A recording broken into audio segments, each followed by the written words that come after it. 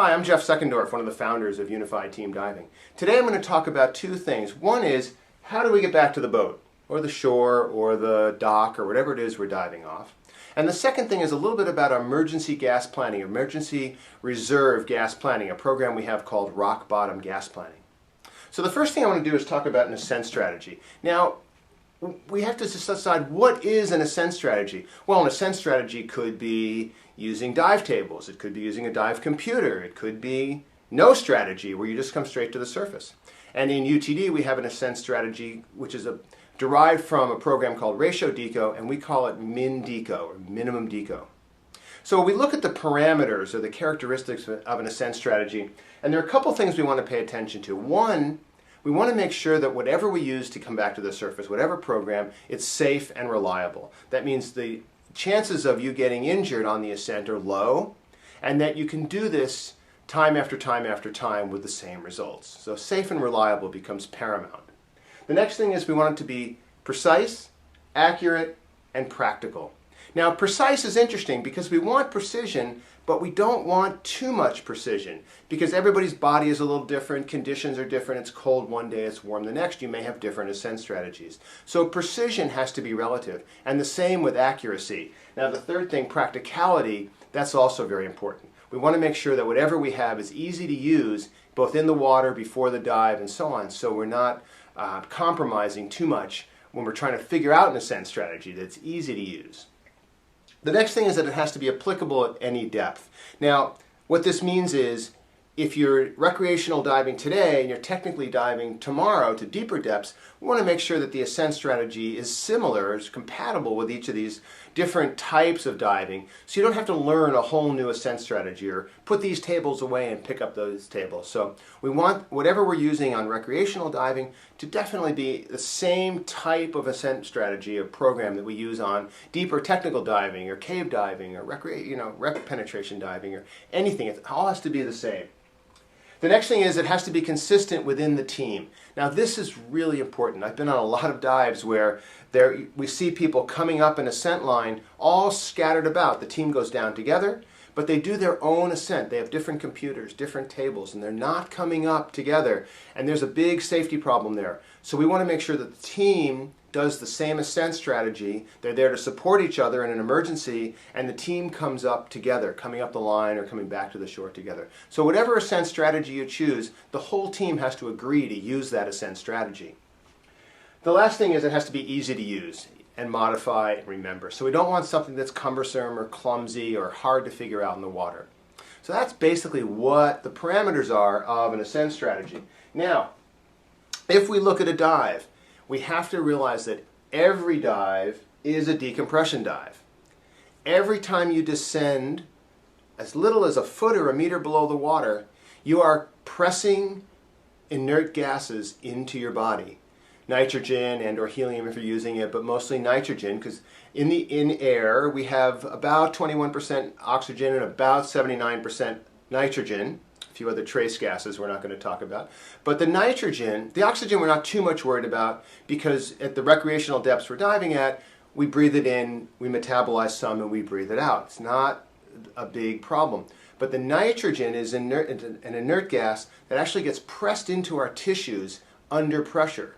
So as that nitrogen goes into our tissues, we also have to get that nitrogen out of our tissues when we make our ascent. And we have to get it out slowly. We have to get it out at a pace that it doesn't come out of the tissues and into the bloodstream so fast that it can form bubbles and get lodged in our veins and in our body and start to cause us problems. So we have to realize that every dive is a decompression dive, and it has to be treated as such. What that means is, of course, we want to do the decompression, the ascent strategy, the program, in the water, not on the boat. So what we're going to do is talk about a decompression strategy for what we call non-decompression diving that allows you to do this release of the inert gas in the water before you get back to the boat or before you get back to the shore. Now, what impacts on gassing? This is a really good question because there are really only two things, depth and time. So now depth is pressure. As you go down, the weight of the water presses down on you and it adds pressure and it forces more gas into your tissues. And time is relevant because different parts of our body take on the nitrogen, the inert gas, at different rates. And of course, the longer we're underwater, the longer we're under pressure, the more gas goes into the tissues and the more careful we have to be on our ascent to let that gas come out before it causes any problems in our body. Now, we have a minimum decompression table that we use in UTD. And this table is designed for what we call non-decompression limit diving, NDL diving. And there are some basic rules around the NDL table. They are that it's based on a set point, which is 100 feet 30 meters for 20 minutes. It's really all you have to remember. Then what we know is for every 10 feet or 3 meters that you're shallower, you get 5 extra minutes of bottom time. And for every 10 feet or 3 meters that you're deeper than 100 feet 30 meters, you get 5 minutes less bottom time. So this is the basic table that we use, and it's the only table we really need for our no decompression limit diving. So, what is our ascent profile? We begin our stops, our ascent strategy, at 50% of our average depth, or we use maximum depth if we're leaving the bottom deeper than average. And we go to the first stop at 50% of that depth. So if our average depth is 80 feet for a dive, 24 meters, we're going to do our first stop at 40 feet, 12 meters. Now, we're going to get to that first stop at 30 feet a minute or 10 meters a minute on the way up. So we're going to have a nice slow ascent, then we're going to come to our 50% stop. At that 50% stop, we're going to stop for 1 minute. Then we're going to, after the minute ticks over, we're going to travel to the next stop up 10 feet, 3 meters. That would be 30 feet or 9 meters.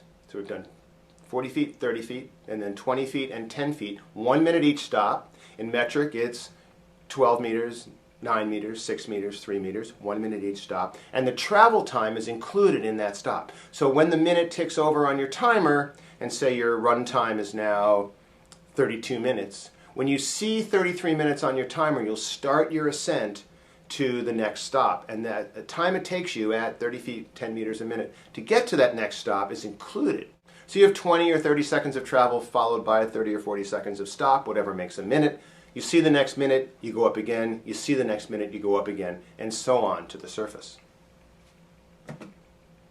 So it looks like this. Here's what the ascent profile looks from 100 feet, 30 meters.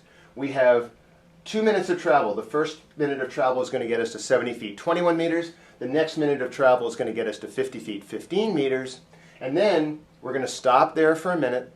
Then we're going to stop at 40 feet, 12 meters, 30 feet, 9 meters, 20 feet, 6 meters, 10 feet, 3 meters, and so on to the surface. So we're going to stop at 50% of our depth and then 1 minute each 10 feet, 3 meters up to the surface. So the total ascent time for this 100-foot, 30-meter dive is 2 minutes of travel, 5 minutes of stops, which is a total of 7 minutes. Now here's what's important. This is not affected by time. You must stay within the non-decompression limit times, but it doesn't really matter if the dive is 20 minutes or 2 minutes. We do the same ascent profile. And this has to do with the way different tissues in our body load the gas in different rates, that we want to make sure that we're cleaning out the tissues that take on gas very fast, the very profuse tissues in our body. That would be tissues like your spinal column and brain and places where there's lots of blood moving around and can move the gas, the inert gas, in fast. So we're not based on time except that we have to be within the non-decompression limit. Any dive to 100 feet takes the 7-minute ascent. 2 minutes of travel, 5 minutes of stops. Any dive to 80 feet takes the same ascent. Doesn't matter if it's 3 minutes, 5 minutes, 20 minutes, 30 minutes, whatever it is.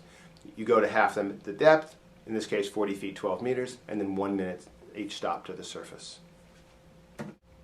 So now let's talk about what actually constitutes an emergency. So when we talk about an emergency, one of the most vital emergencies in scuba diving, of course, is having gas not available. Not so much maybe from running out, but more that something breaks or something happens where you don't have access to your own gas. And in that case, you need to go to your teammate for gas. Now, when we talk about this, we want to make sure we understand, when we talk about what an emergency is, that the idea of solving an emergency is that we want to still be able to do all our normal ascent stops on the way up, so we don't fix one problem on the bottom but then create another on ascent. So Traditionally, it's been taught that on ascent, you just want to return to the boat or return to the shore with 500 psi. But where does that really come from? And it's not really clear exactly where that number comes from. Really what's important is that you want to return to the boat safely with 2 divers. That's what we're looking at. That's the goal. So when we talk about how to get back safely to the boat with 2 divers, we're talking about how to, 2 divers, share gas, do all the normal stops, the safe ascent profile, and then come to the surface. So any emergency like that actually just becomes a dive ender, it doesn't become a day ender. It doesn't send you, to a decompression chamber. It doesn't make you feel exhausted. It doesn't cause other problems in your bodies. So the logical variables on how much gas you need to come to the surface for 2 people are basically functioning on time and depth. And you could see from previously in the minimum Deco table, we just know that X amount of depth requires X amount of time to come to the surface. So we've developed a program called rock bottom gas planning. Now, rock bottom is the amount of gas that you have to carry to bring 2 divers safely to the surface, making all the normal ascent stops. That's called rock bottom gas. And we have a very, very hard and fast rule at UTD that you're never in the water with less than rock bottom gas in your tank. Because once you go below that number, you don't have the ability to safely bring 2 divers to the surface. You might be able to rush to the surface, but you won't have the gas to do all of the stops. So rock bottom becomes a very, very important rule for us. So how do we calculate rock bottom? Well, it's very easy. We take our surface breathing rate, we multiply it by our average depth of the ascent to compensate for the increased gas usage at depth. We then multiply that by the number of divers, which for this calculation is always 2, and then we multiply it by the time of the ascent. So when we look at our average breathing rates, we see that in our normal swimming, normal working on a dive, we breathe about 0.75 cubic feet a minute. In metric, that's about 20 liters a minute. In resting, on our decompression stops, on our ascent profiles, as we're just coming up the line, we breathe about 0.5 cubic feet a minute, or about 15 liters a minute.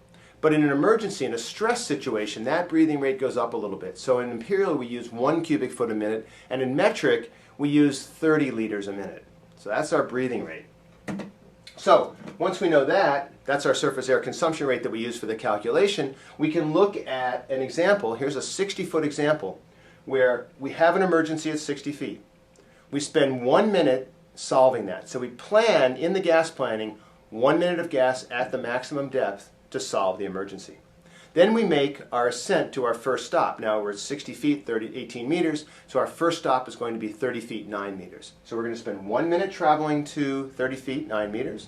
Then we're going to do a minute and up. So we have a 3-minute ascent, 1 minute of travel, 1 minute for the emergency, 5 minutes coming up from 60 feet, 18 meters. Now, to figure out rock bottom for that, it's very simple. We take our breathing rate, in imperial, 1 cubic foot a minute. We multiply it by the average depth, which here is about 30 feet. So we're going to convert that to atmospheres absolute. It's about 2 atmospheres. We're going to multiply it by the number of divers, which is always 2. And then the time, which in this case is 5 minutes. So we multiply 1 cubic foot a minute times 2 ATAs times 2 divers times 5 minutes, and we get 20 cubic feet that we need to reserve for our ascent. Now in our aluminum 80 cylinder, 20 cubic feet is about a quarter of the tank, 3,000 psi. A quarter of that would be 750 psi. So you would leave the bottom at or before you hit 750 psi. So this should be easy for you to figure out for those of you who are working in metric. And of course, when you hit rock bottom, time to thumb the dive, and up you go. So let's do a quick example at 100 feet. Here we have 1 minute for the emergency at 100 feet, 30 meters, 2 minutes of travel to get to our first stop, 50 feet, 15 meters, and then 1 minute every 10 feet, 3 meters to the surface. That gives us 1, 2, 3, 4, 5, 6, 7, 8 minutes on the ascent. The average depth for this ascent is going to be about 50 feet, 15 meters, which is going to be about 2.5 atmospheres absolute. And now we're going to multiply it all together. So we're going to have 1 cubic foot a minute times 2.5 atmospheres absolute, compensates us for depth, times 2 divers, times 8 minutes, 40 cubic feet. So in your aluminum 80, in this 11-liter tank, what that means is from 100 feet 30 meters, you need half your gas to make it easily, safely to the surface for 2 people doing all of the stops. That's a lot of gas. Now, the solution for that, of course, is if that doesn't allow you enough to do the dive and keep rock bottom, you just take more gas. You dive a bigger tank. If you're in side mount, you take a second aluminum 80, and you just make sure you have enough gas to do your dive and you have enough gas to keep rock bottom to make your ascent. So we do this on every dive. We plan this on every dive, that we know that when we hit rock bottom, it's time to start our ascent. Now, what's interesting about that is on a normal ascent will use only a quarter of your rock bottom gas. Because as you can see here, instead of breathing 1 cubic foot a minute, we're breathing a half a cubic feet a minute, or in metric, instead of breathing 30 liters a minute, we're breathing 15 on the ascent. And of course, since we don't have an emergency, we're only planning for 1 diver, not 2. So that gives us 10 cubic feet instead of 40, or a quarter of rock bottom coming up. So once you calculate rock bottom for your dive, you can always figure out about what you should use on your ascent as about 25% of the gas you've reserved for rock bottom. So that's a quick overview of Deco and rock bottom gas planning. Certainly talk to your instructor, UTD instructor. We'll go into this in greater detail in our classes. If you have any questions, feel free to email us anytime at info@unifiedteamdiving.com. And have a great day, great dive, and as always, be safe.